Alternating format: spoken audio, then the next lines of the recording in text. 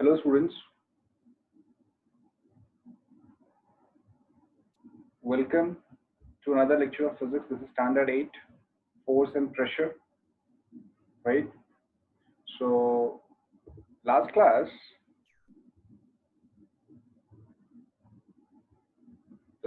we learned about force, right? हमने force के बारे में पढ़ा था. Now force was considered as push or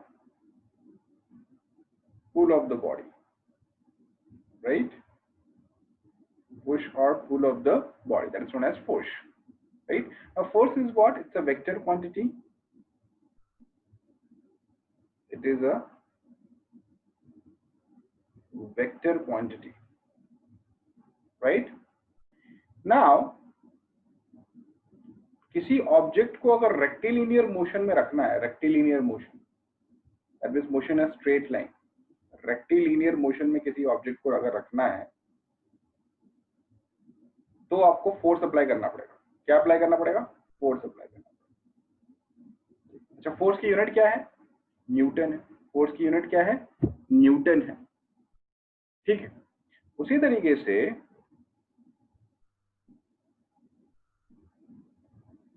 अगर मुझे किसी ऑब्जेक्ट को मोशन में रखना है,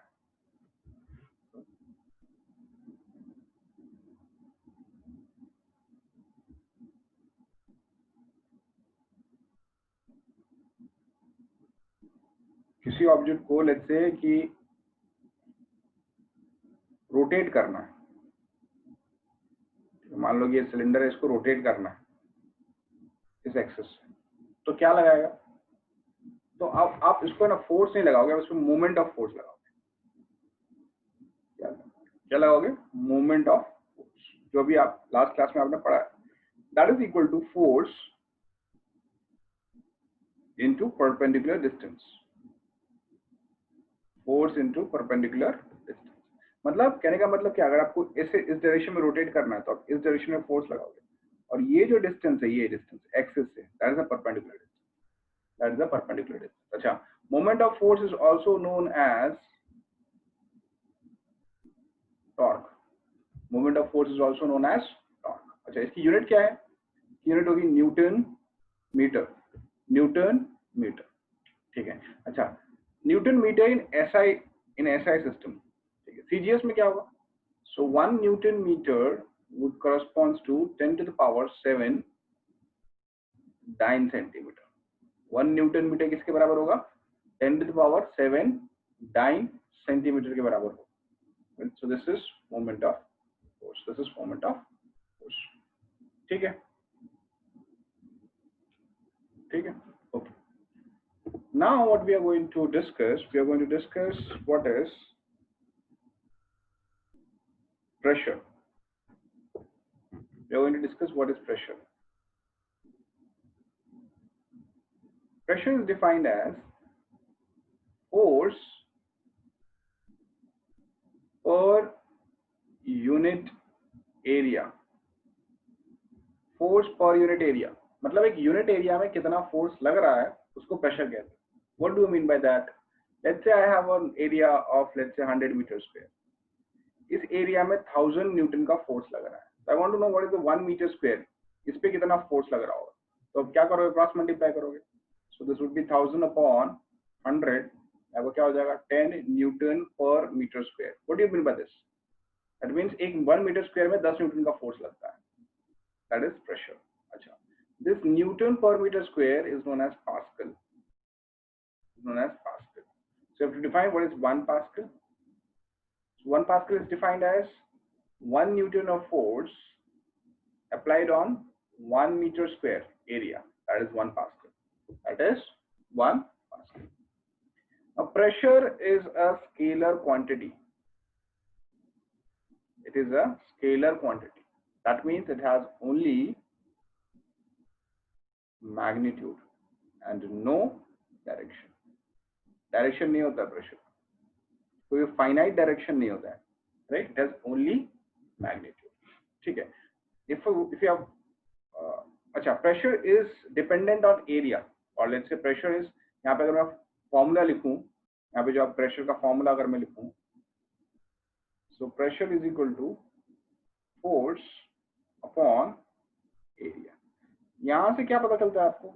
यहां से ये पता चलता है कि अगर एरिया ज्यादा होगा तो प्रेशर कम लगेगा, एरिया ज्यादा होगा तो प्रेशर कम लगेगा, और एरिया कम हुआ तो प्रेशर ज्यादा लगेगा। फॉर एग्जाम्पल, मान लो ये आपका एक ब्लॉक है,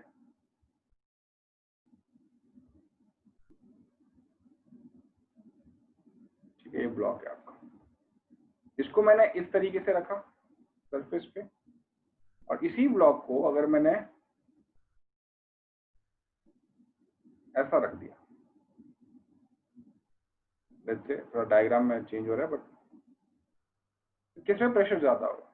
बट ऑब्वियस है ये वाले में प्रेशर ज्यादा होगा, बिकॉज इसका जो एरिया है वो छोटा है इसके कंपेरिजन। तो pressure is equal to force upon area, ये आपको याद रखना है, राइट?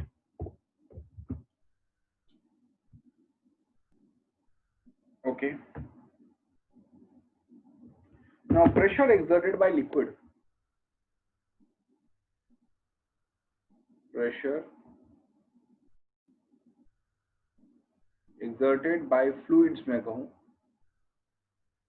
या liquid, whatever, fluids. First of all, what is fluids? The one which flows is known as fluids. Like for example, liquid, water ले लो, कुछ भी ले लो, gas, these are fluids. These are fluids. ठीक है, मैं आपको कुछ चीजें यहाँ पे एक्स्ट्रा बताने वाला हूँ जो शायद टेक्स्ट बुक में नहीं है, बस आप ध्यान से सुनेंगे तो चीजें समझ में आ जाएगी आपको, ठीक है? मान लो कि आपके पास एक कंटेनर है, सिलेंडर, जिसको मान लो सिलेंडर है,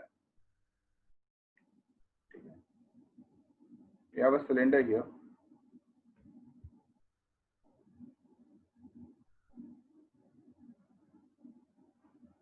and in this cylinder you have a fluid. क्या है अंदर? फ्लूइड है,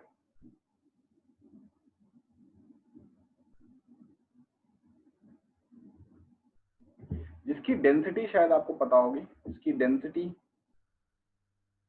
जो है वो रो होगा। अच्छा, ये सिलेंडर का एरिया ऑफ क्रॉस सेक्शन होगा, क्या होगा ये? Area of cross section, area of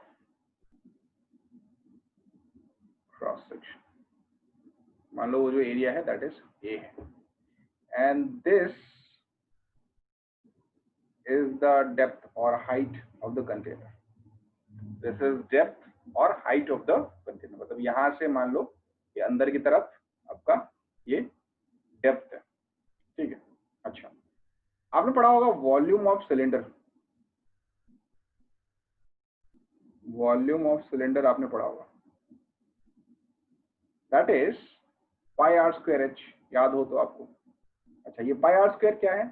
ये पाई आर स्क्वायर यही एरिया का, यही मतलब ये एरिया है, ये एरिया ऑफ क्रॉस सेक्शन, ठीक है? तो मैं इसको लिख सकता हूँ area into H.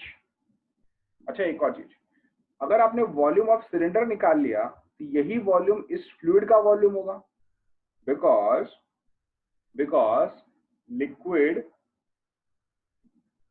takes the volume of the cylinder, or liquid takes the volume of container, right? तो जो कंटेनर का वॉल्यूम होगा वही लिक्विड का वॉल्यूम होगा, राइट? तो यहाँ पे मैं लिख सकता हूँ volume of fluid, let's say liquid, whatever, here would be A into H, right? Now, if I know volume, if I know density, can I find mass? Of course I can find mass. So mass would be volume times density. So what is volume? A into H. What is density? Rho. So AH, rho. If I know mass, can I find weight? Of course, your weight would be mass into acceleration due to gravity. तो क्या होगा? मास यहाँ पे क्या है? AH rho, that is equal to G, right? अच्छा, ये पूरा का पूरा फ्लूइड जो है ना, यहाँ पे वेट लगा रहा होगा इस एरिया ऑफ क्रॉस सेक्शन पे, तो आपका प्रेशर क्या होगा? Your pressure would be weight times area of cross section. So what is the weight? AH rho G divided by A. A will get cancelled. Therefore your pressure would be H rho G. तो ध्यान रखना ये formula, अगर आपको ये formula याद हो गया तो सारा जो लॉज है आप आसानी से इसको कर सकते हो, सारे लॉज आप पढ़ सकते हो, ठीक है. This is H rho G. So pressure in fluids depends upon pressure in fluids depends upon first क्या है, डेप्थ. जितना ज्यादा डेप्थ होगा उतना ज्यादा प्रेशर होगा. दूसरा डेंसिटी. तीसरा acceleration due to gravity. Acceleration due to gravity. ये तीन फैक्टर्स पे आपके प्रेशर डिपेंड करते हैं. अगर आपको फॉर्मूला याद रह गया H रो G, तो आपका काम बन जाएगा. ठीक है. अब यहाँ पे आपको कुछ फैक्टर्स दिए गए हैं, वो मैं आपको एक्सप्लेन करता हूँ इसी फॉर्मूला के हिसाब से. क्या कहा गया, पहला तो यही कि अगर आप डेप्थ बढ़ाते हो फ्रॉम फ्री सरफेस. अच्छा, फ्री सरफेस का मतलब क्या देख लो. ये जो लिक्विड का सरफेस है, ये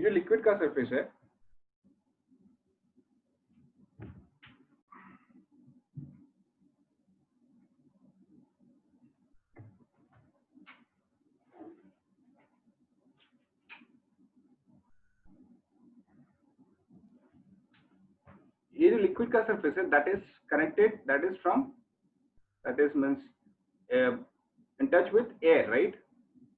ये जो सरफेस है इसको कहते हैं फ्री सरफेस.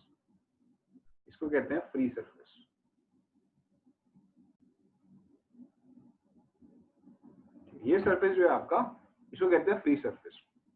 ठीक है. तो क्या है पहला पॉइंट है pressure at a point inside the liquid increases with depth. ये पहला पॉइंट यहीं पे मैं लिख देता हूं. प्रेशर increases with depth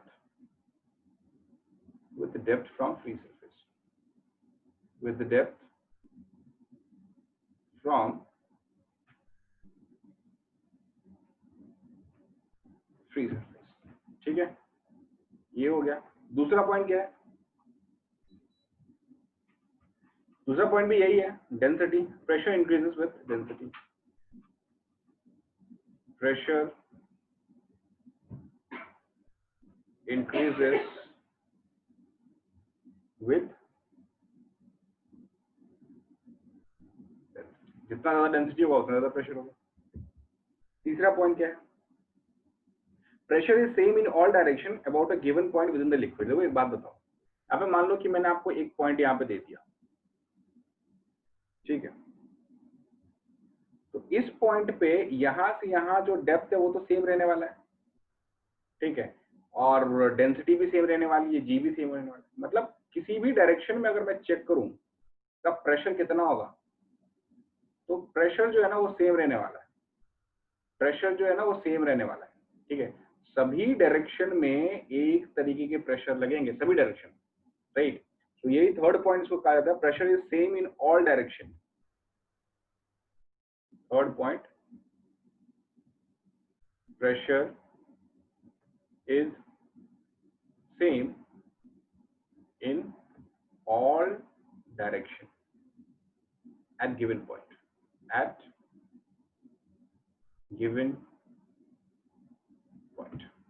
ठीक है. And the fourth one. Now pressure is same at all points in a horizontal plane. देखो, मान लो कि आपका ये हॉरिजॉन्टल प्लेन है, ये हॉरिजॉन्टल प्लेन आपने बना दिया. तो हॉरिजॉन्टल प्लेन का जितने भी पॉइंट्स है सभी का जो डेप्थ है वो तो सेम रहने वाला है, h h h. This is the horizontal plane. ठीक है. तो मतलब जितने भी पॉइंट्स है इस हॉरिजॉन्टल प्लेन पे सभी का प्रेशर सेम रहेगा because depth is same. So what it says, pressure is same, pressure is same at all points,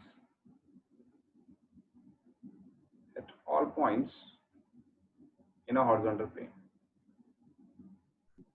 in a horizontal plane. ठीक है. Fifth point, very important, liquid seeks its own level. Liquid seeks its own level. What do you mean by that? Listen, let's say if I have a container, something like this, let's say this is like that, right? और इसमें मैंने अगर fluid भरना शुरू कर दिया, तो अगर यहाँ तक तो सबका सेम रहेगा, और जब मैं फ्लूइड भरूंगा ना, तो सभी ट्यूब में एक तरीके का ये हाइट होगा, इसमें भी h होगा, इसमें भी h होगा, इसमें भी h होगा, because there is an equal pressure everywhere, right? So यहाँ पे भी h होगा, यहाँ पे भी h होगा, और यहाँ पे भी h होगा. इसी का मतलब, इसी को कहते हैं liquid seeks its own level. ठीक है, तो प्रेशर के बारे में काफी हद तक हमने चीजों को समझा ध्यान से, राइट? और आई वुड रिकमेंड कि आप ये 5 पॉइंट्स बाय हार्ट करें, ठीक है, याद रखें और इसको एक बार रीड भी करें टेक्स्ट बुक से, right?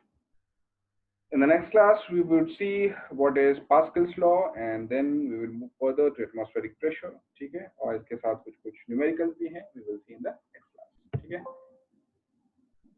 take care, bye bye.